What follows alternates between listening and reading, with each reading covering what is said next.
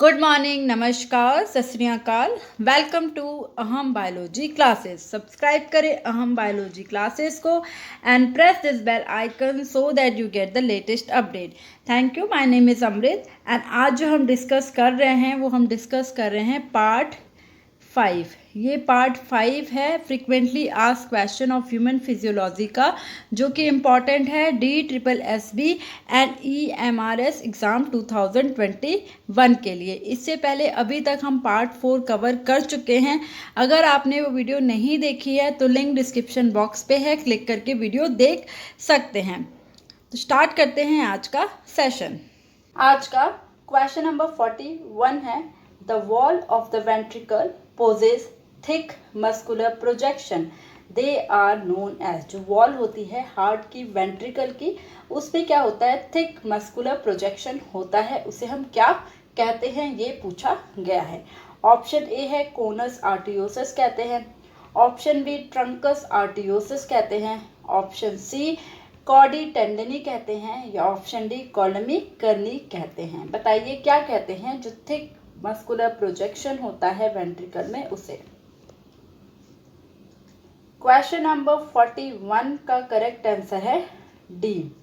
The wall of the ventricle possess thick muscular projection, they are known as columnae carneae. Okay, then move करेंगे next question पे, that is question number 42।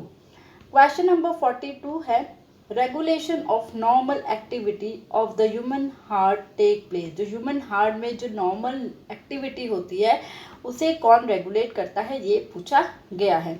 Option A है by the autonomic nervous system, autonomic nervous system regulate करता है। B intrinsically, C by the diencephalon and D by the brain stem. बताइए regulation of normal activity of the human heart take place. बताइए question number 42 का correct answer है B.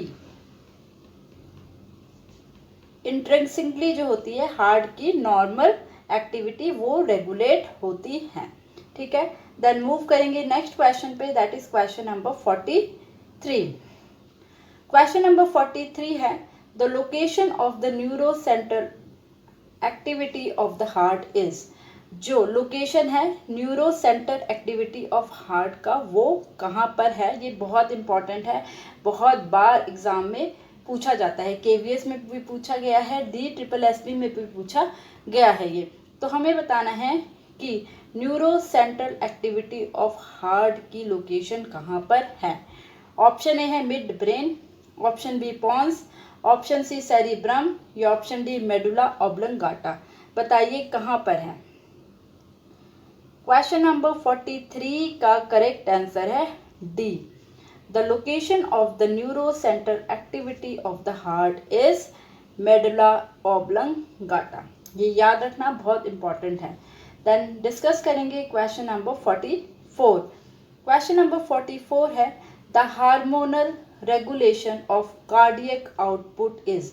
जो hormonal regulation होता है cardiac output का, वो किससे मेडिएटेड होता है, ये यहाँ पर पूछा गया है। ऑप्शन ए है mediated by the adrenal medulla, option B mediated by the adrenal cortex, option C mediated by thyroid, या option D mediated by pineal. बताइए हार्मोन रेगुलेशन जो होता है कार्डियक आउटपुट का, वो किसके द्वारा होता है। क्वेश्चन नंबर 44 का करेक्ट आंसर है A. The hormone regulation of cardiac output is mediated by adrenal medulla. Okay, then move करेंगे नेक्स्ट क्वेश्चन पे, that is question number 45। Question number 45 है, the reason why tricuspid and bicuspid valves are closed is. क्या reason है कि tricuspid and बाइकप्सिड valve जो होती है वो क्लोज होती हैं।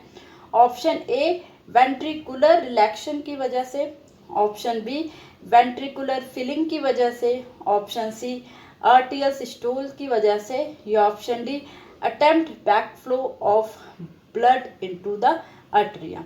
बताइए क्या है रीजन कि ट्राइकप्सिड एंड बाइकप्सिड वॉल्व जो होती है क्लोज होती है। इसका सिंपल सा आंसर है क्वेश्चन नंबर 45 का डी। क्यों ये क्लोज होती है? ताकि बैक फ्लो ना हो पाए ब्लड का एट्रिया में। ठीक है, the reason why tricuspid and bicuspid valves are closed is attempted back flow of blood into the atria. Okay, then move करेंगे नेक्स्ट क्वेश्चन पे, that is question number 46। Question number 46 है, which of this event will not take place if the semi-lunar valve did not function। ये पूछा गया है कि इनमें से कौन सी इवेंट नहीं होगी जब सेमी लूनर वर्ल्व जो होगी वो फंक्शन नहीं करेगी। ऑप्शन ए है ventricular contraction, option B atrial contraction, option C blood flow या option D production of heart sound. बताइए क्या है आंसर क्वेश्चन नंबर 46 का।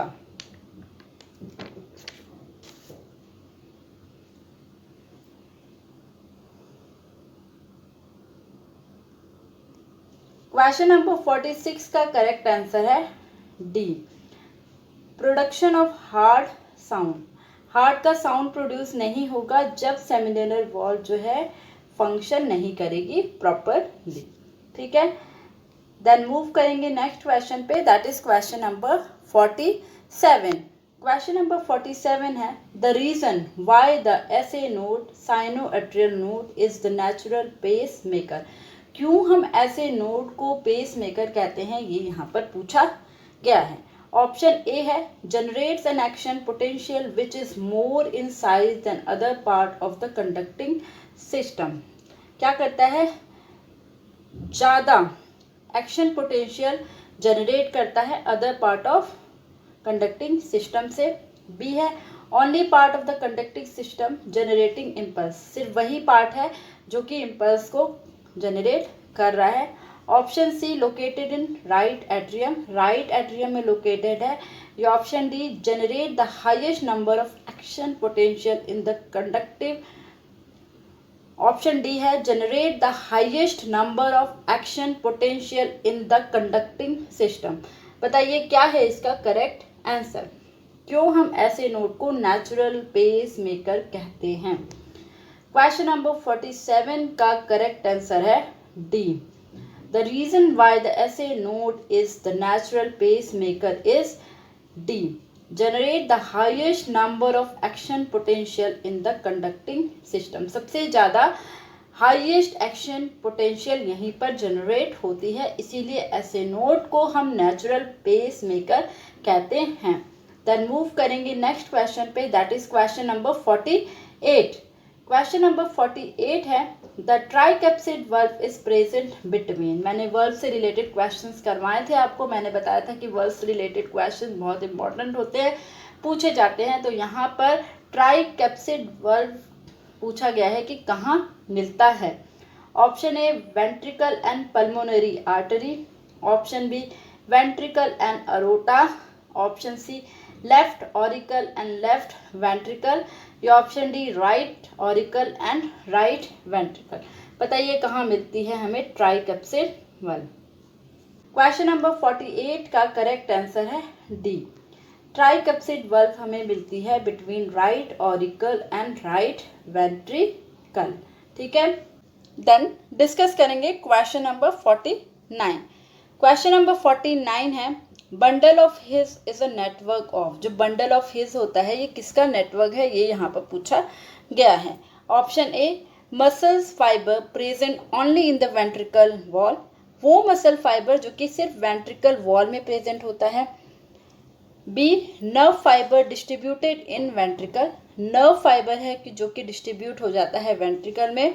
सी muscle fibre distributed throughout the heart wall, ये मसल फाइबर है जो कि पूरे हार्ड वॉल में डिस्ट्रीब्यूट है। या D nerve fibre found through out the heart, nerve fibre है जो कि थ्रू आउट द हार्ट पाया जाता है। क्या है ये बंडल ऑफ हिज।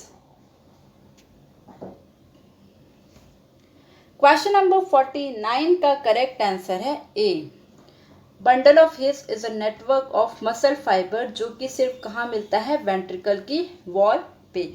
तो बंडल ऑफ हिज ऐसे नोड, एवी नोड, इससे रिलेटेड क्वेश्चंस बहुत बार पूछे जाते हैं, तो इसे ध्यान रखना। देन मूव करेंगे आज के लास्ट क्वेश्चन नंबर 15। यहाँ पर हमारे 10 MCQ कंप्लीट होते हैं। कमेंट बॉक्स में बताइए कि आपके 10 में से कितने आंसर करेक्ट हुए। क्वेश्चन नंबर 50 है, हार्ट ऑफ हार्ट इज, मतलब हार्ट का भी हार्ट कौन है? Option A SA node, option B AV node, option C bundle of His, या ऑप्शन डी पुरकेंजे फाइबर। बताइए हार्ट ऑफ हार्ट कौन क्या है? बताइए हार्ट ऑफ हार्ट क्या है? क्वेश्चन नंबर 50 का सीधा सीधा आंसर है ए। जो ऐसे नोड है ये हार्ट ऑफ अ हार्ट है। क्यों? किसमें? इसमें बहुत ज़्यादा एक्शन पोटेंशियल जनरेट होता है और ये क्या है? Heart of heart. ठीक है, hope you like the video. Thank you for watching. Like and share करना बिल्कुल ना भूले वीडियो को।